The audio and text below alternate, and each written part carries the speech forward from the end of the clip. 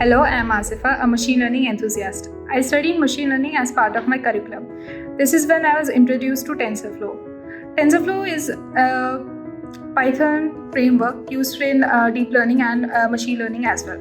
As I was learning about TensorFlow, I got to know about the TensorFlow developer certification. The more I studied about it, the more I learned how difficult it is.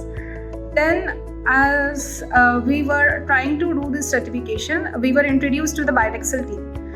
I got the training from the byteXL team, starting from the very basics to all the difficult topics we could cover. After I had undergone the training, I finally took my exam, and now I'm proud to say that I am certified as a TensorFlow developer. And I would like to thank byteXL for making this possible.